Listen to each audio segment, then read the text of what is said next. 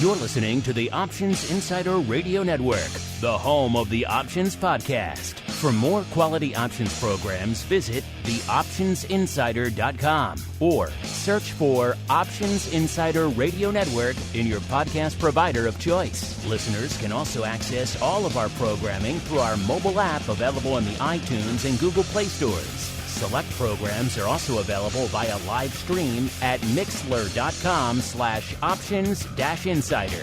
That's mixlr.com/options-insider. Don't forget to follow along with your favorite programs and submit your own questions for the hosts at twitter.com/options, stocktwits.com/options, facebook.com/theoptionsinsider, or via questions at theoptionsinsider.com.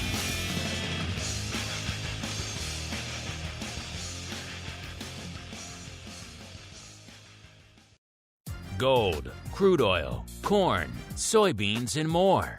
With so many tradable products, the futures options market can be an intimidating place. How can you possibly keep track of the latest trading developments across so many different products? Don't worry, we've got you covered. Welcome to This Week in Futures Options, the program designed to help active futures options traders stay on top of this ever-changing marketplace. Each week, we'll break down the top trades, hot products, volatility explosions, and much more. This Week in Futures Options streams live, so be sure to check out our live stream via the Mixlr app. That's MIXLR. Or join our live chat room at mixlr.com/options-insider. Whether you're an experienced veteran or a newcomer looking to separate the wheat from the lean hogs, This Week in Futures Options has the information you can't find anywhere else. This Week in Futures Options is brought to you by CME Group, the world's leading and most diverse futures and options exchange. For more information and educational resources about futures options at CME Group, visit cmegroup.com/options. This Week in Futures Options is also brought to you by FTSE Russell, a leading global provider of benchmarks, analytics, and data solutions. For more information, please visit ftserussell.com, cboe.com, and cmegroup.com. And now, get ready to break down the latest futures options trading activity. It's time for This Week in Futures Options. All right, everybody. That music means it is Thursday. It is 1:30 p.m. Central, 2:30 p.m. Eastern.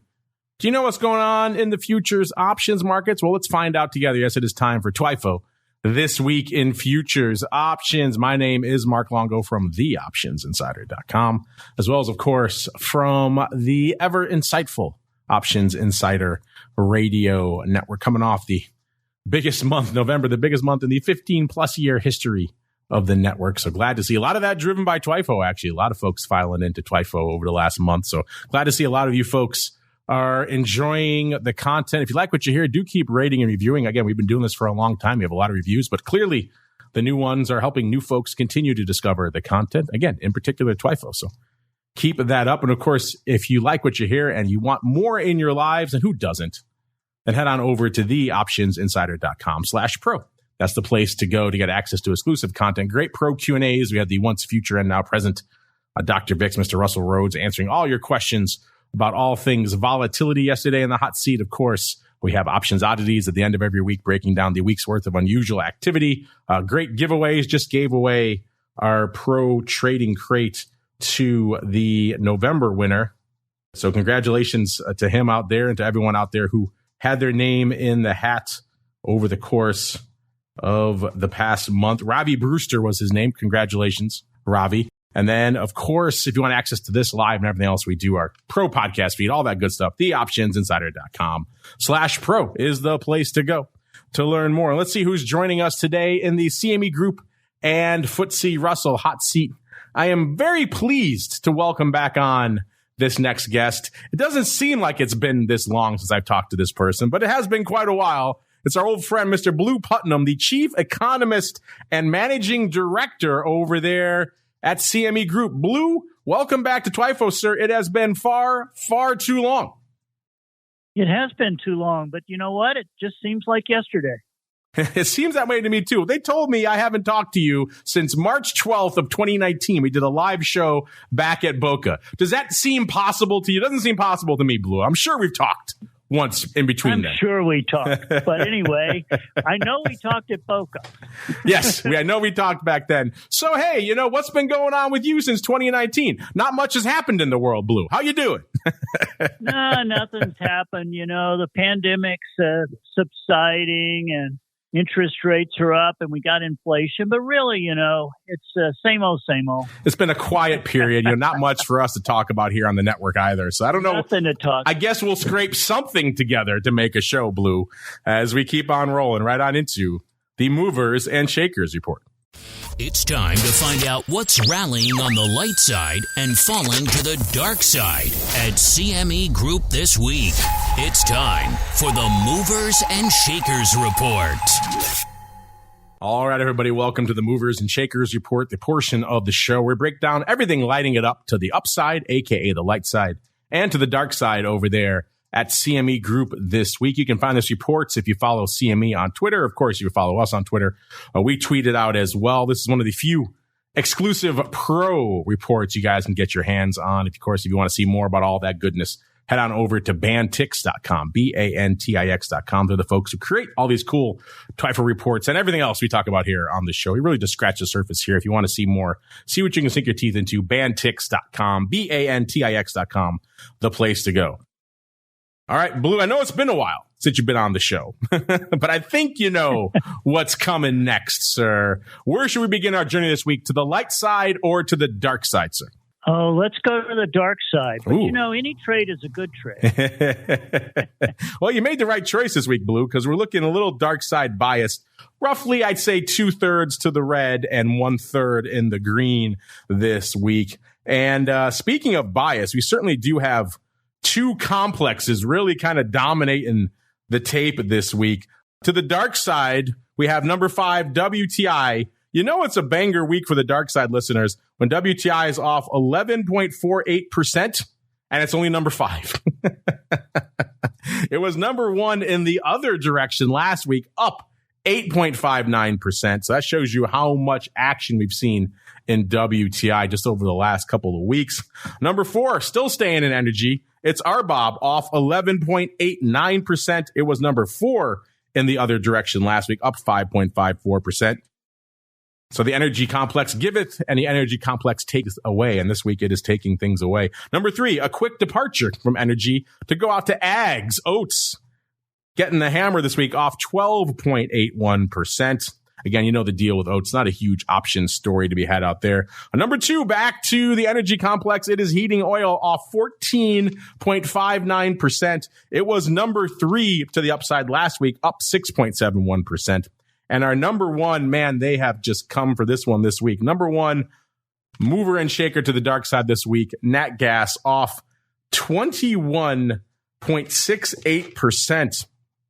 My goodness. It was number 2 to the dark side last week, off 3.75%. And then to the light side we go, listeners.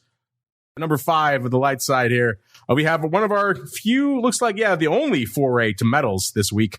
Number 5, it's silver, up 1.94%. So the last few months, been an interesting period for silver, making it back on the charts this week. Number 4, back to the ags, soybeans, up 3.16%. So far, it's been all energy and ags, listeners. Number 3, a quick foray to the rates, the Ultra 30-year, up 3.8%. Number 2, back to the ags, at least for the softs, it's lumber, up 4.38%. And number 1, staying in the ags yet again. We talked about this last week on the show. It is back again. It is soybean meal, up 8.3%. So, man, the entire story this week is pretty much ags and energy. And Blue, I know you've been doing a lot of research out there in the energy side of the space. I think we'll start there first. It's time to tap into the deep options well of black gold, Texas tea, nat gas, and more. It's time to talk energy.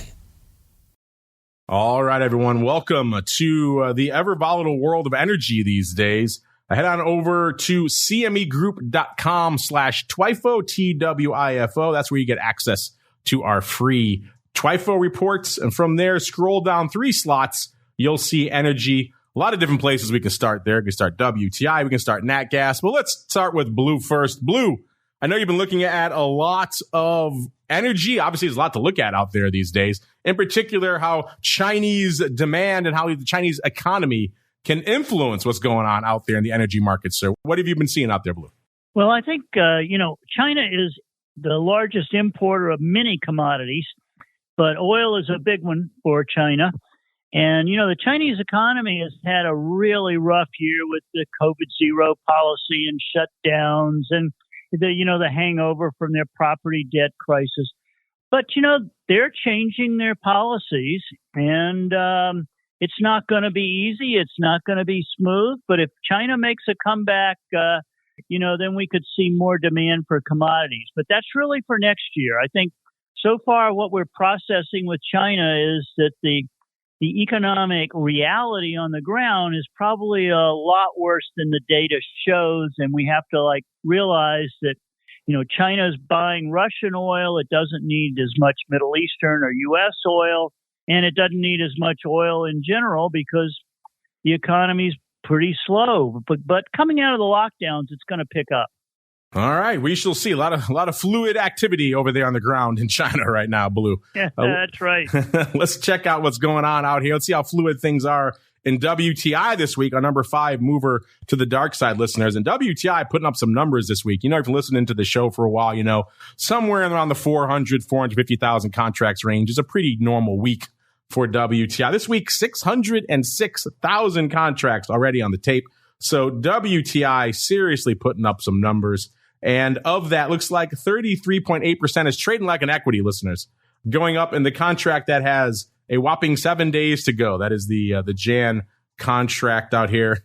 Let's go a little bit farther out and see as well, because, again, a lot of paper flying fast and furious this week, listeners. Also have about 20% going up in the February contract. That has a little bit more time to go, so we can also hang our hat out there. Really quickly, where is WTI right now? 71.85 as we're kicking off the show, off a little over 8 handles, about 8.1 handles, or about 10.2% just since Monday's session. Of course, obviously, if you go back to the end of last week's show, it's off 11.5%. So a rough week for the Texas T. Doesn't seem like that long ago we were talking about the par strike and the 110 strike. Now here we are back in the 70 range. And that probably explains what we're seeing out here in terms of paper. I did a quick scan, listeners. I don't see a ton of those weird upside 1-point verticals. So hopefully there's not a lot of that distorting the numbers this week, but we'll dig into it a little bit. Really quickly, that Jan contract that has about 7 days to go. The vol out there is about a 55. The puts last week, 2.8% bid. This week, 4.8% bid. And the calls, 2% cheap last week. This week, 3.1% cheap. If we go out to the contract that has a little bit more time to go, about 40 days to go, this Feb contract, that one, the vol is about a 49 out there. Both of them, the vol is up about a little over 6 points in the Jan contract, about 2.25 points in the Feb contract. And skew-wise, in February, the puts 4.3% bid last week, 5% bid this week, so getting a little bit firmer out there. And the calls, 3.5% cheap last week, 4.4% cheap this week, so a little bit cheaper on the call, so looking like a little mild equity skew out there in February. And in terms of action, listeners, thankfully it wasn't just a weird 119, 120 call spread that was dominating the tape this week. It's something a little bit more interesting, a little bit more, dare I say it, relevant to a lot of you out there. It's the 70 puts going out in 7 days, doing 19,000 contracts this week.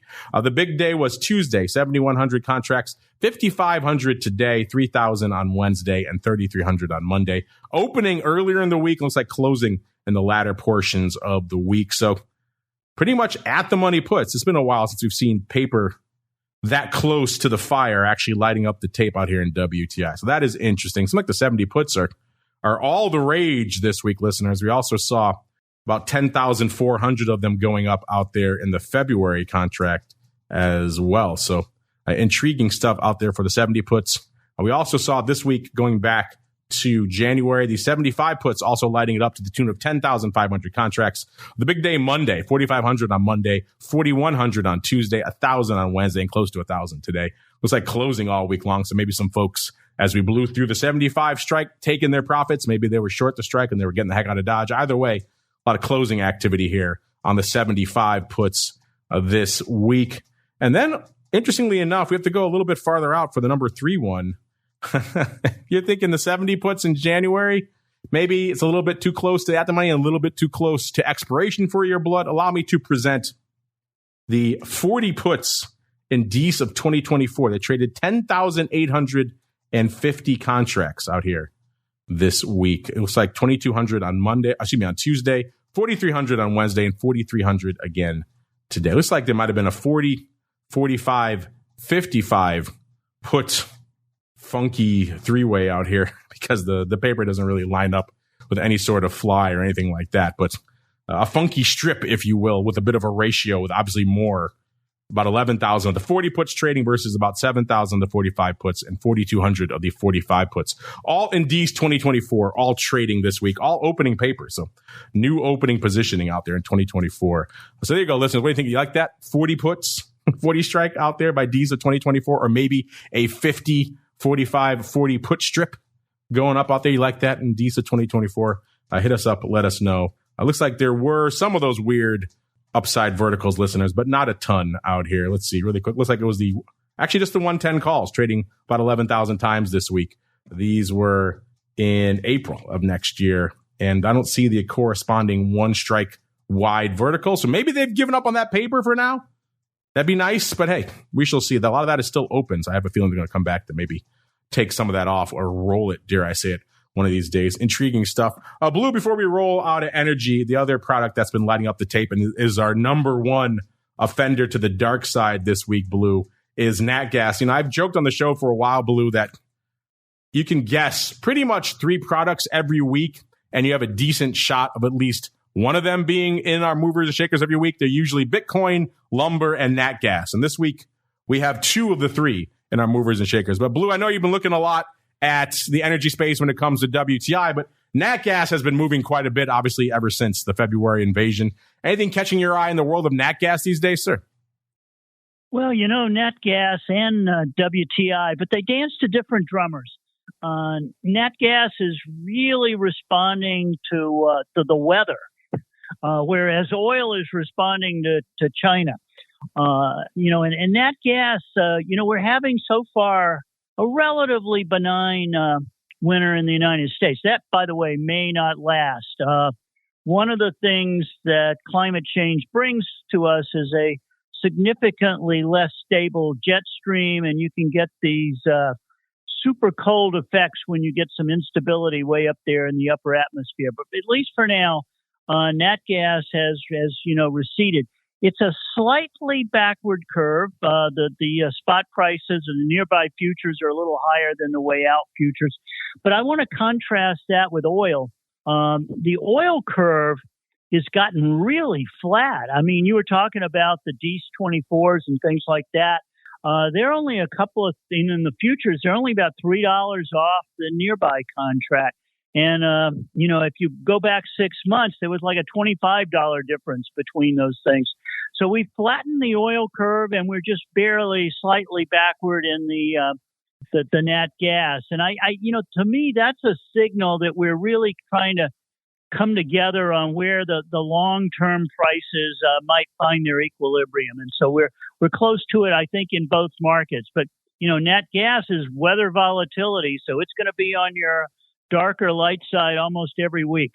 Seems like it is these days, Blue. It doesn't seem like that long ago, Blue, we were talking about the par and the 110 strikes out there in WTI and the corresponding 10 and even 11 and 12 and beyond handles in nat gas. And now here we are, 70 handle in WTI and a 6 handle again in nat gas. So how the mighty have fallen, Blue, over the course of the year.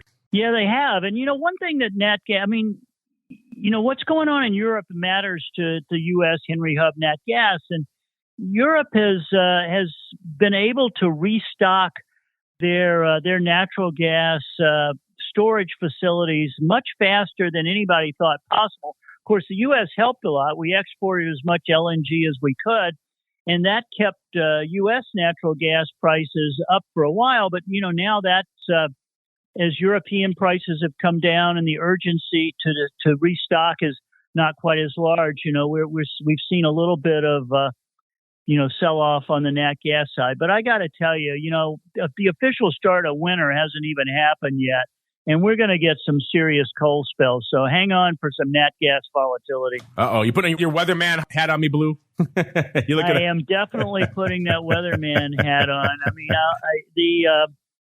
we just don't, one of the things climate change brings is a little more instability, and we can get some extreme cold weather, maybe just for a week or two in the northern plains and things like that.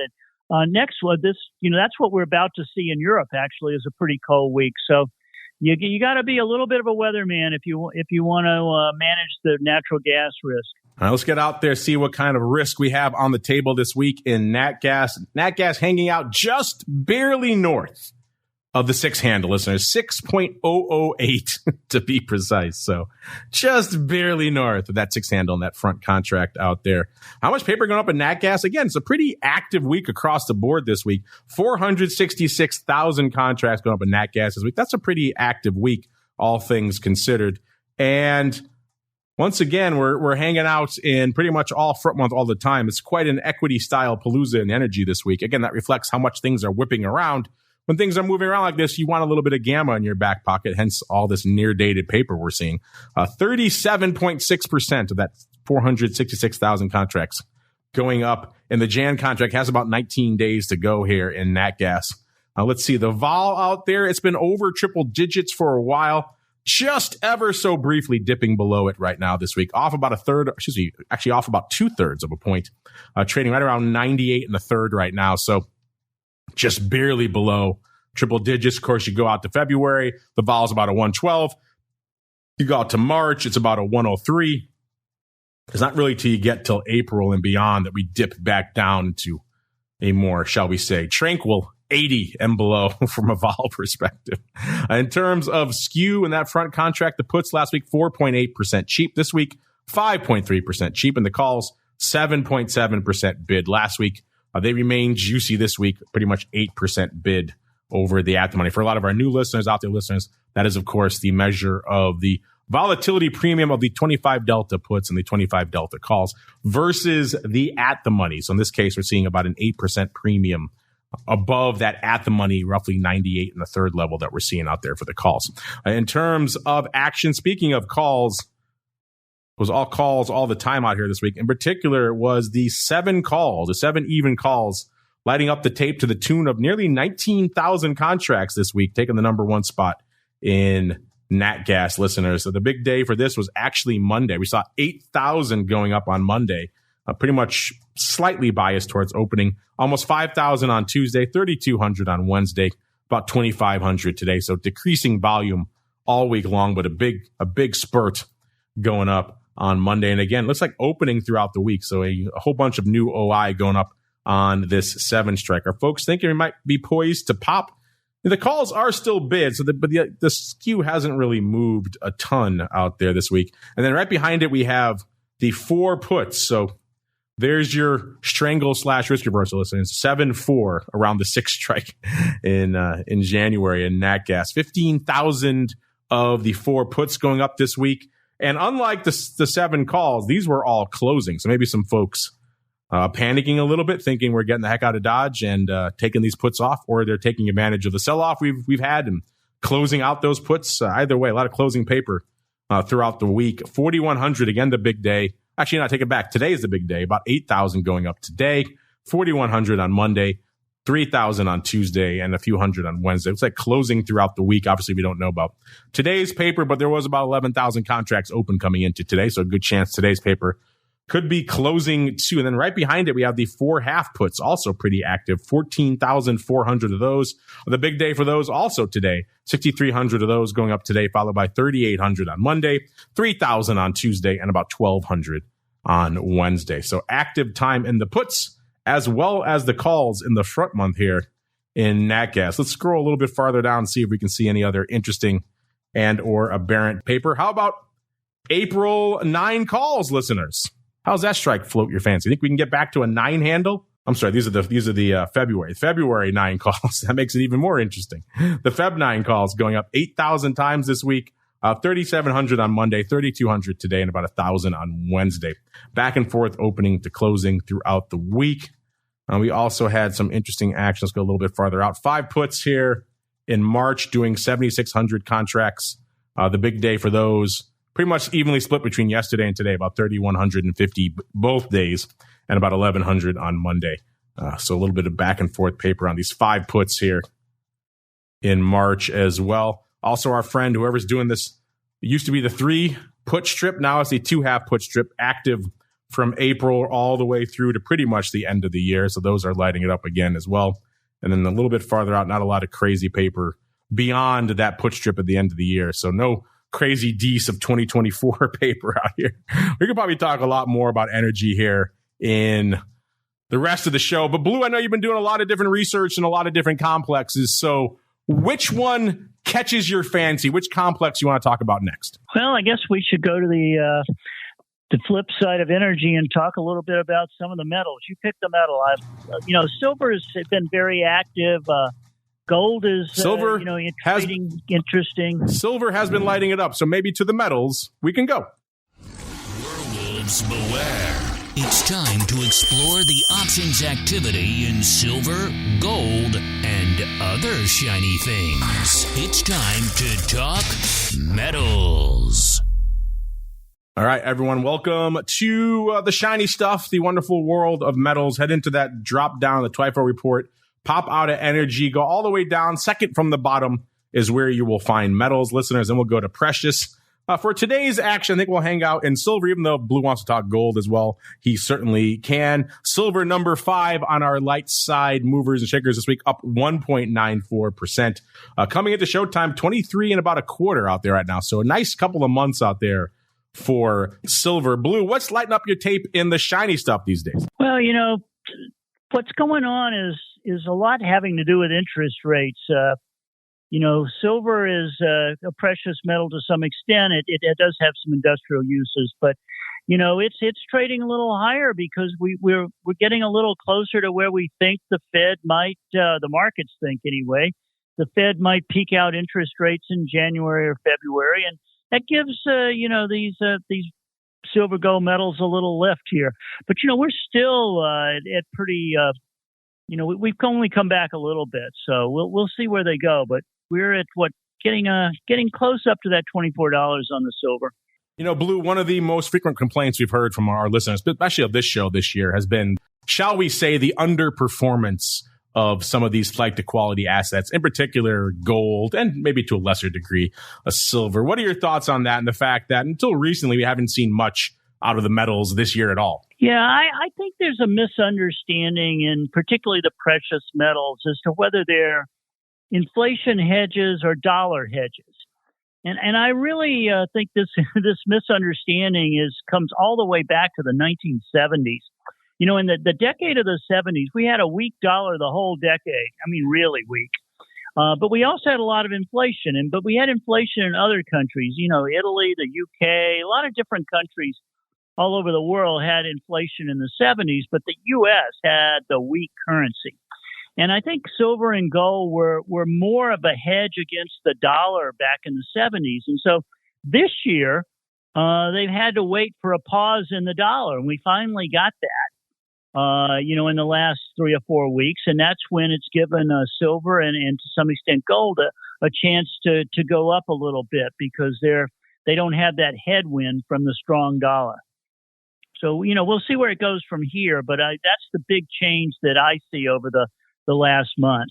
Right now, silver seems to be content to keep heading up week after week. I said 23 and about a quarter right now. Pretty much unched since Monday's session. So a lot of this rally came after our show last week. Like I said, it's up nearly 2% since the end of our show last week. Of course, you go back about a month, silver's up roughly 8%. It was in the teens about a month ago. So silver's had a nice little pop over here over the last month and change. Listeners, and that's reflected also in the paper. Silver is starting to do more paper. There was a time when it was 15, 20,000 contracts was a good week out there in silver. This week, almost 40,000 contracts on the tape already, 38,000 contracts in silver. So silver is starting to gain more attention, perhaps not quite as crazy as when everyone was convinced there was going to be a short squeeze in silver last year. But outside of that, it's a pretty active period. And of that paper, almost half, 45% going up in the Jan contract. We have about close to 20 days to go on this one, so we can hang our hat out there. What is the vol in silver right now? You might be wondering. It's about exactly a 30, up about a tenth of a point right now. So that's actually fairly frothy for metals vol, listeners. And certainly when you compare it to, let's say, equity vol, which is hanging out somewhere in the low 20s right now, it certainly looks comparatively juicy. In terms of the skew, metals like to hang out frequently in that bit of a call denominated skew. They see a premium to the calls and a bit of a discount to the puts. That's kind of what we see out there in the Jan silver right now. The puts were a little bit cheap last week. This week they have swung. They're 1.1% cheap last week. This week they are 1.6% bid. So they have kind of swung in the other direction, but not much. The calls last week, 4.1% bid. This week, 3.1% bid. So we're actually seeing a bit of a slight premium on both wings right now, but it's very mild. It's close to a flat skew, not a huge evolution out there. And in terms of action, what was the number one most active contract in silver this week? It was the Jan 21.5 puts. Remember, I said we're hanging out at about a 23.25 right now, listeners. A 21.5 puts doing 3,500 contracts this week. The big day was Monday. 2,000 of them going up on Monday. Pretty much all that closing. 1,100 on Tuesday, also closing, and then the rest kind of scattered for the latter half of the week. So a lot of closing paper in the first half of the week out here on the 21.5 puts. Interesting. And then also right behind it, we saw about 3,200 of the 23 calls.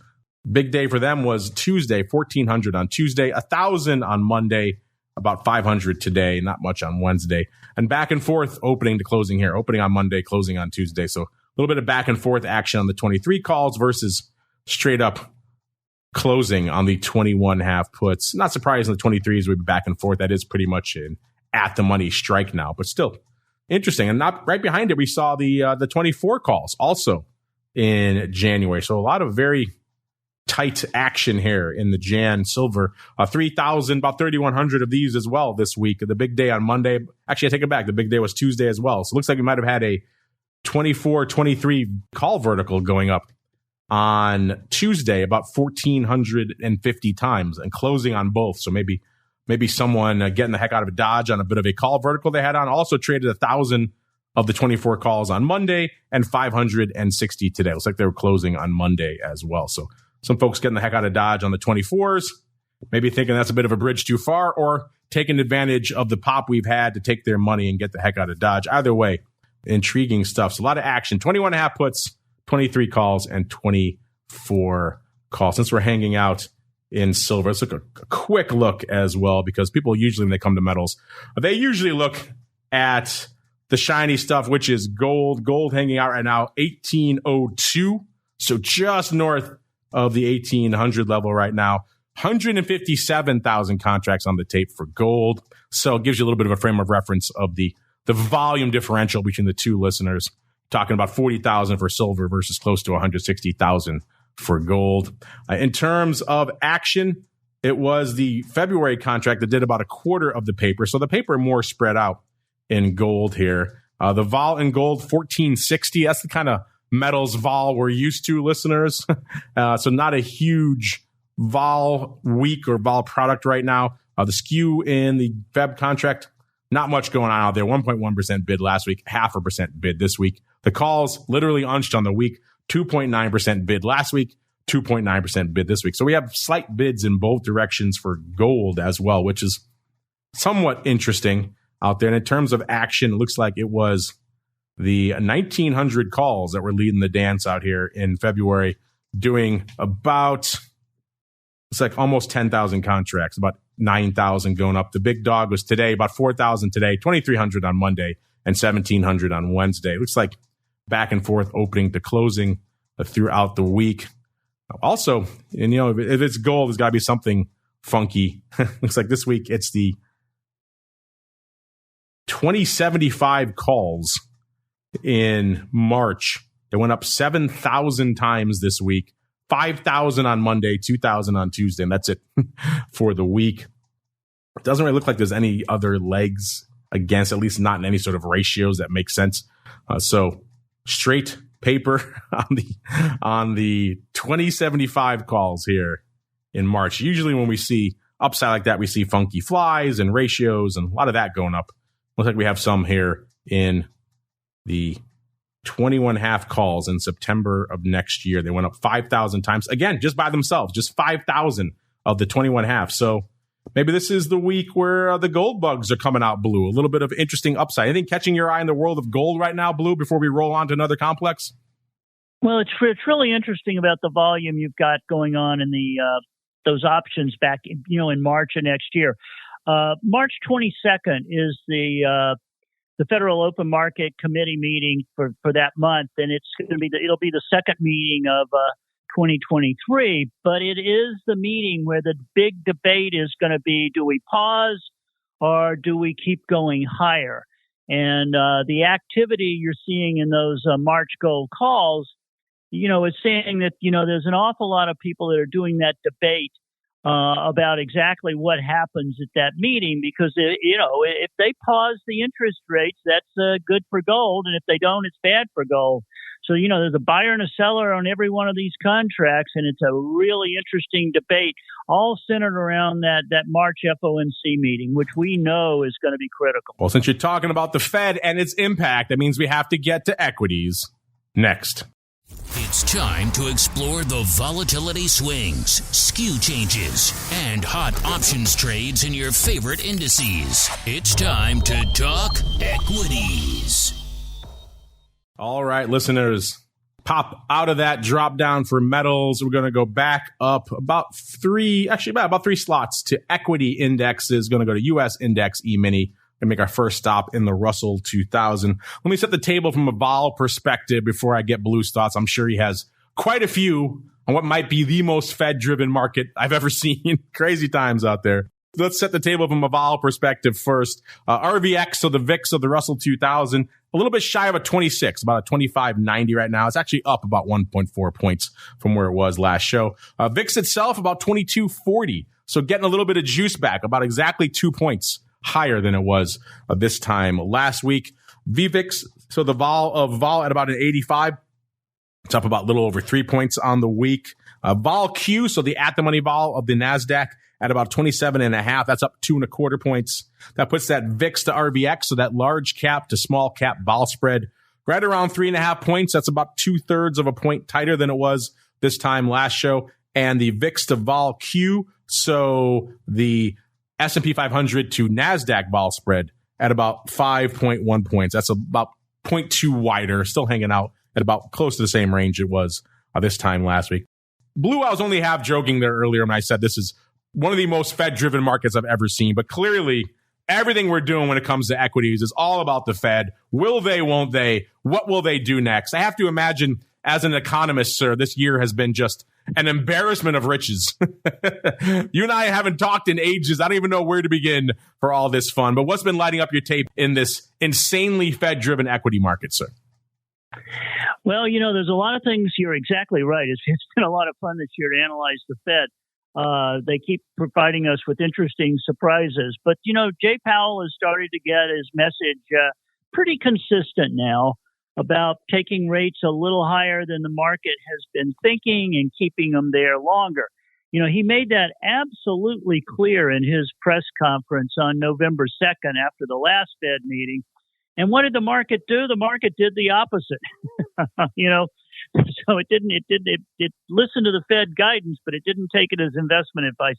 And what I mean by doing the opposite is since, late October, early November, we've really seen a much bigger inversion of the yield curve with the short-term rates much higher than the long-term yields, which, is a reliable, not necessarily accurate, but more, it's not that, historically it's done a pretty good job of predicting recessions 12 to 18 months down the road. So equities have to overcome that. And, we're off the lows of equities, which was back when bond yields were at their highest somewhere in mid-October. The 10-year was like 4.25%. and that's when we were down around 3,600 on the S&P. But we haven't come back all that much, and the bonds have come back a ton. So what that's telling me is that the equity markets really are now pricing in probably a little more than a soft landing. They're seeing some recession likelihood in 2023. Now that might be wrong, but that's my interpretation of the headwinds that the equities are getting from the Fed. Let's see how those headwinds are translating to some volume out here in small caps. A decent week, about 20,000 contracts on the tape. It's about what we expect out here in all things rut these days. 1817, so small caps and gold hanging out at a very similar price level. Which would you rather have right now, listeners? The Russell 2000 or some gold in your back pocket? I'm curious. That might be a fun poll to put out to our audience. Maybe we'll consider that. Producers, make a note of that maybe for next week. Of course, we'll be at very different prices by then, and it won't be as fun. In terms of action of that 20,000 contracts, about 33, so pretty much exactly a third of the paper going up in this D's contract. It has about 8 days to go. That's actually a decent amount of time for an equity. Usually it's all 1 day. We were just on the Option Block show, listeners, looking at some S&P volume over there, and these new dailies are just changing the game completely. Pretty much of the top 40 positions, top 40 most active contracts trading today, 36 of them, I think, were 1 day, 0 day to expiration trades. So that trend has just exploded on the SPX side of the fence. Be interesting to see if all that translates over here into all things E-mini as well. But in terms of action right now on the old rut here, it's the 2010 calls going up. Actually, before we get there, in D's, let's break down the vol. What is the vol right now? With about 8 days to go out here in this D's contract, about a 32, close to it, 31.5, up about 7.5 points on the week. So pretty frothy, close to a little bit above what we're seeing out there in RVX. Remember, RVX is a rolling 30-day measure. It uses that VIX methodology. And if we go out about 30 days, we see the vol in Russell 2000 is at about a 25, which is pretty much exactly where RVX is. So intriguing stuff, a little bit more vol, a little bit closer to home, which is kind of interesting. In terms of skew, the puts last week, 3.1% bid. This week, 3.5% bid. And the calls, 5.8% cheap this week, 6.6% cheap. If you're new to equities, listeners, that's the shape of the skew we usually expect in an equity, but not anywhere near the degree. You usually see the puts much more expensive and the calls a little cheaper. So that's kind of a mild skew for the Russell 2000. In terms of action, looks like it was all 2010 calls this week. That was the big dog. Nearly 1,000 of those going up this week. Interesting. It was again, another vertical, the 2010-2030 vertical. Looks like paper was taking it off on Monday, going up nearly 1,000 times each, so a couple of thousand contracts total. So a good chunk of this 20,000 contracts going up in a 2010-2030 vertical. It has about 8 days to go. It had obviously almost 2 weeks to go when they took it off earlier in the week. Clearly they thought 2010, 2030, a little bit of a bridge too far. If they sold it, they wanted to get what little premium they had left in it and just close it off because it's just risk at that point. Either way, a lot of closing paper on this 2010, 2030. That's a interesting vertical. Would not have been my first choice for what I thought would be the top trading asset out here. Also, we saw, looks like in the Jan contract, it has about 45 days to go. We saw another vertical, a 2080, 2100 vertical, also closing.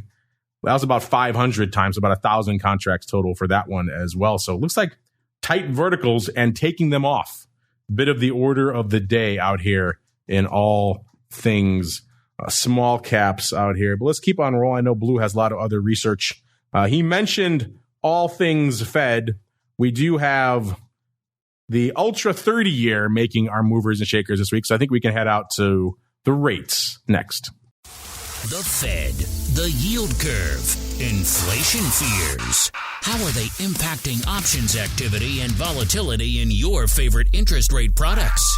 Let's find out as we explore the world of rates. All right, everybody, welcome to the world of rates. Get into that drop down, pop out of equities, and go down 2 slots to interest rates. Hang out in U.S. rates. I was joking about the Ultra 30-year. Only does a couple hundred contracts. We're probably not going to hang out there, but there are many other choices. Before we get to that, as I mentioned with the equities, Blue, obviously the Fed is the story for equities. It's the story, obviously, for rates as well. You've been looking at a lot of the different impacts of their actions, talking about 2%. Is 2% rates kind of what we're looking at for a new floor, a new zero out there?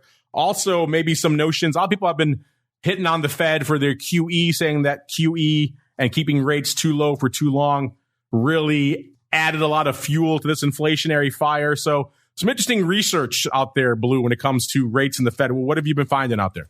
Well, let's go first to that 2%. This is a very long-term view, but, it's the 2% is the new zero. And what we mean by that is that once rates get to wherever they're going to go, and then eventually they start coming down because inflation comes down and maybe the economy is a little weak, how low does the Fed take rates? And we really don't think they're going to take them back to zero or like Greenspan did to 1% during that housing boom. And that's because zero rates, 1% rates is, it creates bubbles in asset prices.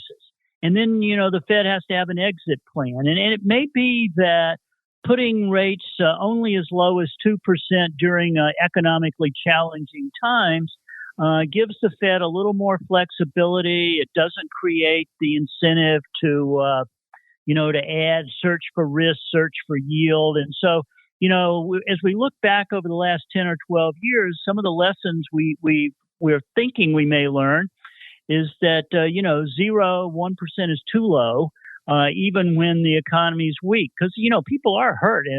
Retirees are hurt. Money market funds can't really function properly. Zero has its costs. And, of course, it creates a search for yield, which creates too much risk. So that's one thing that's going on. The other thing is we do have quantitative tightening at the Fed now. They're letting their balance sheet shrink a little bit. They're not doing it too fast. But that also is something we've learned is that quantitative easing, when the Fed was buying, really contributed to asset price inflation, but it didn't do all that much for the real economy. And so I think, when the next time we have a crisis, the Fed's going to be a little bit different based on what it's learned this time around. But right now, the Fed's trying to figure out how high to raise rates to get this inflationary impulse under control. By the way, the inflation's coming down in part because of things the Fed has already done. Housing prices, mortgage rates have doubled. Housing prices are coming down. Even rents are starting to come down. So we're seeing an impact from what the Fed's already done, but we're also seeing an impact on inflation from the general idea is that the things that caused it, the pandemic shift to buying goods, well, that's over. We're flying around and going out to eat, and services are back. The fiscal policy stimulus is gone. That's not going to happen again. The Fed's not doing any quantitative easing anymore. So the things that caused the inflation are all been taken away. So I think if we have patience, we're going to see inflation come down pretty rapidly in the first half of next year. But that's, if that doesn't happen, the Fed will take rates higher. That's what they've told us, and I do believe them. Let's see what they're giving us out here on the rates complex this week. We'll hang out in the 10-year, listeners. A little bit more paper than the Ultra 30, just a little bit. I said there's about a couple hundred contracts in the Ultra 30-year. How about almost 3 million in the 10-year out there? 2.97 million to be precise right now. So a wee bit more paper in the 10-year, hanging out about a 114.14 out there right now in the old 10-year, off slightly on the week, not a huge week from a mover and shaker perspective. Obviously a very active week from a volume perspective. In terms of action, about a third, 33%, or close to it, of that nearly 3 million contracts was going up in the Jan contract. It has about 15 days to go. That's some near dated paper for the 30-year. What is the vol out here, you might be wondering? It's a little bit shy of a 10, 9.5, but it's actually up 1.5 points this week. So that's a big pop in vol. This front portion of this 10-year curve is really getting a ton of vol. 3 points in that front contract going away tomorrow. Obviously, it's more gamma than vol, but still interesting. The contract that 6 days ago gained about 3 points this week. It's at 11.25 right now. And this contract's at about 9.5. So, wow, a lot of juice in that near portion. I'm not used to seeing much more than a 4 or 5 in the 10 years. That's interesting. In terms of action, last week, the puts 2% cheap. This week, flat. as you'd expect with such a low baseline for vol. And the calls, same thing, 1.1% bid last week. This week, 1.6% cheap out there for the calls. And then of the contracts, a lot of paper flying fast and furious this week. Looks like the big dog was out in March. It was the March 11 half puts, did a whopping 153,000 contracts. That's pretty much, if you took, that's all of gold right there. And obviously 4x what we saw out there in silver. So it's a lot of paper just in these 111 and a half puts. They traded a whopping 106,000 on Tuesday, all opening pretty much 34,000 on Wednesday, 7,500 on Monday, only 5,200 today. I do love how in the rates complex things can do a tsunami of paper one day and then just a little trickle the next. It always fascinates me out there. Right behind it, we also saw the 110 and a half puts going up 150,000 times. Again, the big day was Tuesday, 120,000 on Tuesday for these, 27,000 on Wednesday, 2,500 on Monday, only 1,400 today. So quiet day today for the 10-year, but obviously a rock'em sock'em week out there. We're kind of coming up against it, but we did have just a ton of ags on the light side this week, so we got to head out there next. It's time to get our hands dirty exploring the latest options, trades, and trends in corn, wheat, soybeans, and more. It's time to talk ags. All right, everybody, welcome to the ever-interesting, ever-evolving world of ags. Go all the way to the top of that drop-down in the TWIFO report. You'll see ags at the top of the list. Then hang out in grains and oil seeds. We can go anywhere from there. Obviously, blew a lot of ags lighting up our tape this week. I know you're not talking to me. You're busy doing your best weatherman impersonation, talking about El Niños and La Niñas. So what's catching your eye out there in the world of ags and weather-related products these days, sir? Well, people eat and animals eat whether or not there's a recession or not. So one of the things that we're looking at in ags before I get to the weather is, how's China going to do its buying next year? And, they've been over the last 3 or 4 years, they bought more from Brazil, particularly in soybeans and a little in corn than they have from, shifting their purchases from North America. So, that trend may still continue. Which means, a little bit of a headwind for U.S. ags. But the weather side has been, like you mentioned, the La Nina is still around. It's weakening a little bit. But the other weather pattern is we really haven't had as much rain and water flowing in the Mississippi River. We've seen this in Europe with the Rhine. We've seen it in China with the Yangtze. But, in the Mississippi, that's the way you get your grains down to the ports of New Orleans and out to your export clients. And we had some lower water levels than usual over the last couple of months that's limited barge traffic. So as that problem eases away, as China starts to come back, as the weather gets a little more neutral, we can kind of understand that the ags can rally a little bit. And then there's the Ukraine. We hit most of our ag peaks, particularly wheat, back in February, March when the Ukraine-Russia war started. But, now we've come off of those. But you can really see that we're reaching some kind of more typical agricultural markets where we're really looking at the weather. We're looking at Chinese demand. And, it just feels a lot more like we've gone back to 2019 or than what we were doing in the early part of this year. Well, you mentioned the beans. We have soybeans at number 4 on our light side movers, up 3.16%. Also, soybean meal up 8.3%. We just talked about soybean meal last week. So let's go out to the beans themselves right now in the time we have remaining. How much action right now in the soybeans? 157,000 contracts. So similar to what we saw out there in gold, also similar to those puts we saw in the 10-year. Where are the beans right now? 1486 and a half. For those of you who don't follow soybeans every day, listeners, up about 3 1/3 just from Monday's session, of course, and a little bit less than that if you go back to the end of the show last week. And of that, about 160,000 contracts, 41% going up in the Jan contract. Has about 15 days to go, so we'll hang out there for the rest of the show. Let's see. Vol-wise, what is vol in the beans?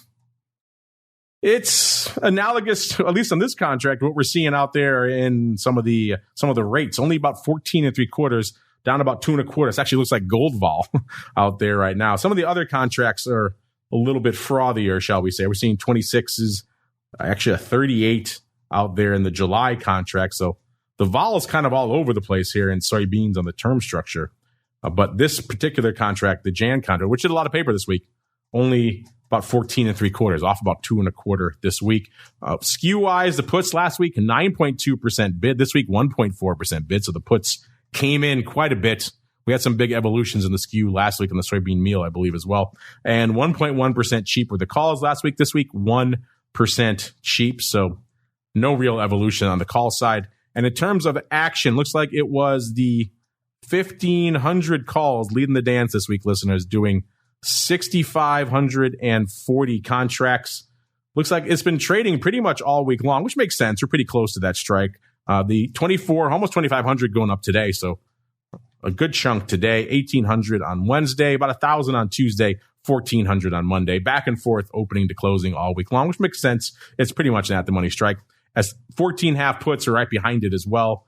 These did about 6,200 contracts, the big day for those. 2,200 on Wednesday, 1,500 on Tuesday, 1,300 on Monday, and 1,100 today. Again, back and forth, opening to closing throughout the week, which also is not surprising. These are close to at-the-money puts as well. Let's see, a little bit beyond that. We also saw 1,400 puts going up about 5,000 times. The big day for those, 2,100 times on Monday. Most of that closing, the rest scattered throughout the week. But again, let's go a little bit farther out. 1,520 calls. These are in February, doing about 4,000 contracts. Almost all of that today. 3,400, the 1520s going up today. Interesting. Looks like also the 1480s are going up 1,130 times. So maybe a 1480, 1520. Very funky ratio spread, or just unrelated paper, but that's what we've got going up today. A pretty active day out there in the soybeans today, interestingly enough. And also 1,300 puts in March, also pretty active, going up 4,500 times. The big day actually today, again, today, a pretty active day, about 2,000 contracts going up today, 1,100 on Tuesday, about 800 on Monday, 700 on Wednesday. It's like opening slightly on Monday, closing throughout the rest of the week. A really quick scan. It looks like that's the highlights of the sizable paper out. That's also pretty much all she wrote here for TWIFO this week.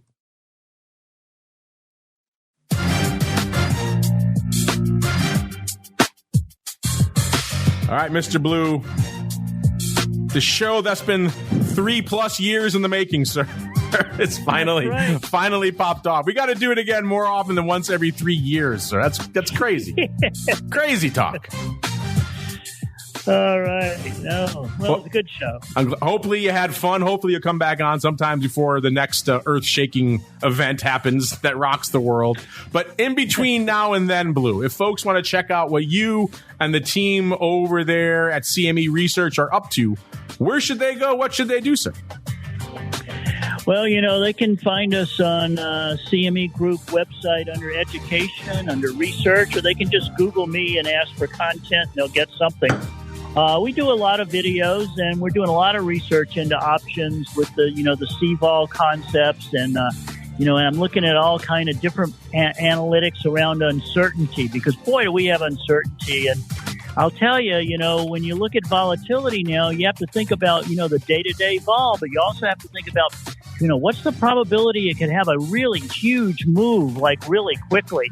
And that's gone up. And so that raises the volatility that you see on these implied vols and contracts. So a lot of interesting research. And before we go, Blue, if you got anything interesting up your sleeve that you or the teams are working on, maybe you want to give us a little bit of a hint, a little bit of a sneak peek. Go ahead, sir. The floor is yours. Well, we as we analyze volatility using the CVOL concept that CME has, we're able to take a look at the volatility that's coming from puts and the volatility that's implied by calls. You can kind of think of it as the upside risk versus the downside risk. And some markets like oil, for instance, we're seeing some asymmetry develop. And where the upside volatility is higher than the downside. And what that's telling us from a risk management perspective is that people are really afraid of an up spike. And they're more worried about a down drift. And that's kind of what's happened in that market. We've been drifting down, but when it goes up, it pops. And so it's an interesting asymmetry in how you manage the risk of those positions. So that's where a lot of our research is concentrated right now in the options world. Check it out for yourselves there, listeners. CMEgroup.com. You know where to go. Click on that Insights tab. You'll see all of that great research. You also see some education, some links to this fun show. Of course, if you go to CMEgroup.com/TWIFO, you'll also find links to those TWIFO reports, which are updating throughout the week. So you don't have to do them just when you're listening to this show. They're running all the time for you out there. And of course, you know where to go to learn more about all things small caps. FTSERussell.com. FTSERussell.com is the place for all the data on what's going on from a small cap vol and a trend. All sorts of fun perspectives out there. You can also check out all their latest information over there on Twitter at FTSE Russell. Again, all one word. Give them a follow. A lot of great data coming out there. That's going to do it for us on the network today. Back again tomorrow, noon Central, 1 p.m. Eastern, to break down the mad world of volatility on Volatility Views. And then back again after that for all you pro folks with Options Oddities, breaking down the crazy week that was and indeed still is from an unusual activity perspective. And we're back again next week with our usual explosion of content all the way through to next Thursday, another episode of This Week in Futures Options. Stay safe out there, everybody. This Week in Futures Options is brought to you by CME Group, the world's leading and most diverse futures and options exchange. CME Group's markets help individuals and businesses around the world manage risks and seize opportunities. CME Group offers the deepest and most liquid options on futures across all asset classes, including interest rates, equity indexes, foreign exchange, energy, agriculture, and metals. For more information and educational resources about futures options at CME Group, visit cmegroup.com/options. This Week in Futures Options is also brought to you by FTSE Russell, a leading global provider of benchmarks, analytics, and data solutions. Investors in the U.S. and around the world are using FTSE Russell indexes to benchmark their investment performance and create investment funds, ETFs, structured products, and index-based derivatives. Many Options Insider Radio Network listeners will be familiar with the Russell 2000 Index. Russell 2000 futures and options are currently trading on the Chicago Board Options Exchange and CME Group. For more information, please visit FTSERussell.com, CBOE.com, and CMEGroup.com. This broadcast is intended for informational and educational purposes only and does not constitute trading advice or the solicitation of purchases or sale of any futures or options. The rulebook of the applicable exchange should be consulted as the authoritative source on all current contract specifications.